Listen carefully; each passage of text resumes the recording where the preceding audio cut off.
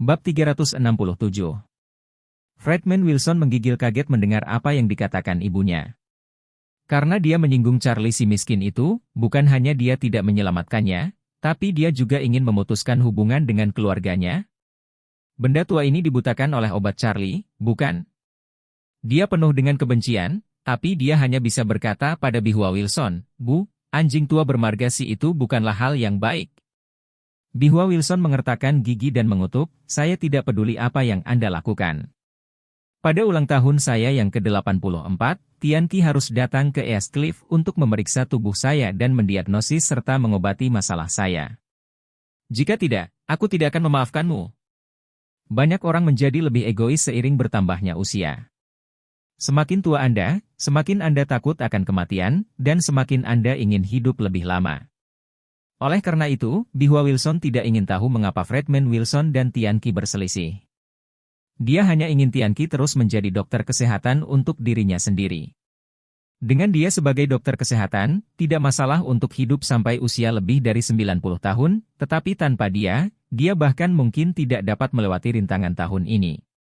Fredman Wilson juga mengalami depresi. Dia ingin menjelaskan dan mengeluh, tetapi Bihua Wilson tidak memberinya kesempatan sama sekali. Setelah memberi perintah dengan keras, dia segera menutup telepon.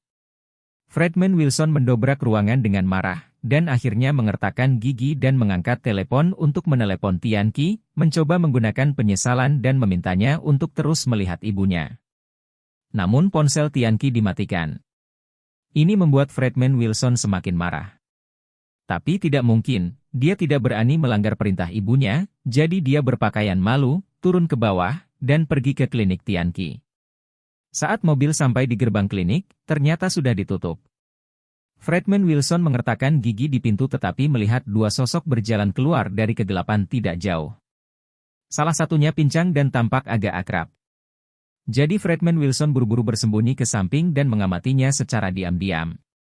Saat kedua orang itu mendekat, dia melihat bahwa itu adalah seorang pria paruh baya berusia 50-an dengan seorang pria muda berusia 20-an. Pemuda 20-an itu bersandar pada tongkat di satu tangan dan drum minyak hijau besar di tangan lainnya. Sudah ada beberapa orang paruh baya yang kalah di sampingnya, memegang pemuda lumpuh di satu tangan dan membawa drum minyak hijau yang sama di tangan lainnya. Fredman Wilson mengenali pemuda itu. Ketika dia datang menemui Tianqi untuk berobat hari ini, pemuda itu diusir oleh apotek.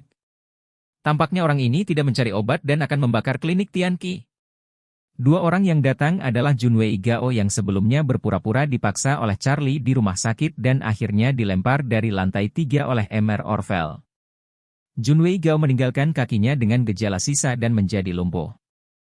Dia membenci Charlie di dalam hatinya.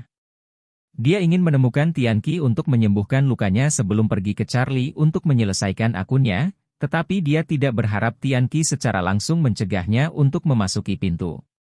Dia kembali ke rumah sakit dan mengadu kepada ayahnya Jianjun Gao.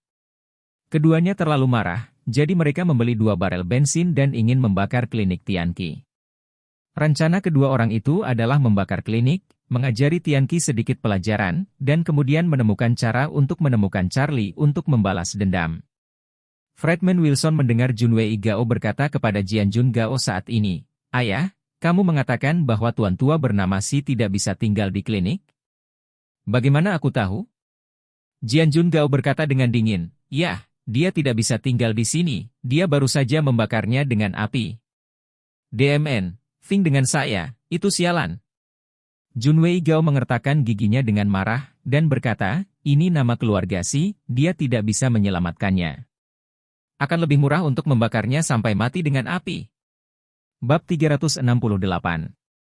Setelah itu, dia membuka tangki bensin dan berkata kepada Jianjun Gao di sebelahnya, "Ayah, saya pikir saya akan menuangkan bensin melalui jendela yang berputar, biarkan bensin tersebar sepenuhnya di dalam, dan kemudian membuat api di luar untuk memastikan bahwa bahkan ada kecoak di dalam tidak bisa hidup."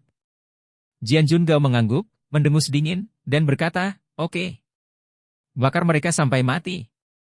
Meskipun kekuatan Jianjun Gao bukan yang terbaik di Aurous Hill, itu bukan yang terbaik, tetapi dalam hal menyayangi putranya, dia benar-benar nomor 1 di Aurous Hill. Nenek moyang cucu laki tua ini telah melajang selama beberapa generasi. Dia telah melahirkan beberapa anak perempuan berturut-turut, dan dia memiliki benjolan bayi seperti Junwei Gao. Secara alami, dia telah dimanja dan dimanja sejak kecil. Ketika Junwei Gao masih di sekolah dasar, dia dipukuli dengan penggaris di telapak tangan oleh gurunya karena kesulitan belajar dan masalah kelas. Jianjun Gao membawa seseorang ke sekolah dan mematahkan lengan kanan gurunya, membuatnya cacat seumur hidup. Ketika Junwei Gao masih di sekolah menengah pertama, dia sangat menderita karena bertengkar dengan orang lain di sekolah. Jianjun Gao langsung menyewa seseorang untuk memukul teman sekelasnya yang memukuli putranya hingga menjadi sayur. Contoh-contoh seperti itu tidak terhitung dalam proses pertumbuhan Junwei Gao. Di mata Jianjun Gao, siapapun yang menindas putranya akan mati. Tianqi tidak akan menyembuhkan kaki putranya, sialan. Bahwa Charlie benar-benar menyakiti putranya agar terlihat seperti sekarang ini, bahkan lebih sial. Oleh karena itu, dia berencana untuk membakar Tianqi sampai mati hari ini, dan kemudian menurut rencana yang direncanakan besok, dia akan membunuh Charlie. Fredman Wilson melihat bahwa mereka berdua benar-benar akan membakar klinik Tianqi, dan bahkan mungkin membakar Tianqi sampai mati. Tiba-tiba dia menjadi cemas, dan dia tidak ragu untuk melompat keluar dan berkata kepada mereka berdua, Impuls. Ayah dan anak Gao kaget. Mereka mengira tidak ada yang akan memperhatikan mereka di malam hari, tetapi tiba-tiba seseorang akan keluar. Ketika Junwei Gao terkejut, dia juga mengenali Fredman Wilson, dan berkata dengan heran, apakah kamu orang yang datang untuk melihat Tianqi sebelumnya? Mengapa? Apakah Anda akan membantunya? Fredman Wilson buru-buru melambaikan tangannya dan berkata, saya tidak peduli dengan hidup atau mati Tianqi. Tapi obat ajaibnya dipakai dekat dengan tubuhnya. Saya percaya obat ajaibnya tidak hanya bisa menyembuhkan kaki Anda, tetapi juga luka saya. Jika Anda membakarnya dengan api seperti itu, maka obat ajaibnya harus dibakar juga. Junwei Gao tiba-tiba menyadari. Ya memang. Saya tidak mengharapkannya. Tianqi benar-benar memiliki obat ajaib, dan obat ajaib itu bahkan dapat menyembuhkan paraplegia tingkat tinggi dengan cedera tulang belakang, apalagi kakinya yang lumpuh. Jika dia membakarnya sampai mati dengan api, bukankah tidak ada kesempatan untuk menyembuhkan kakinya yang lumpuh? Memikirkan ini, dia tiba-tiba ragu-ragu.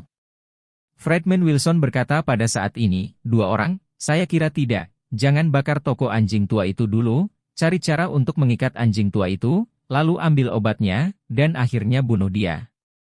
Jianjun Gao mengerutkan kening dan bertanya, kenapa, kamu juga musuh sih? Tentu saja ada dendam. Fredman Wilson berkata dengan dingin, dan itu adalah kebencian yang tak tergoyahkan. Aku juga ingin membunuhnya secepatnya, tapi pertama-tama aku harus mendapatkan obat ajaib untuk menyembuhkan penyakitnya. Jianjun Gao berkata, dalam hal ini, lebih baik kita mengikat si bersama dan memaksanya untuk menyerahkan obat ajaib, dan kemudian membunuhnya hidup-hidup. Baik.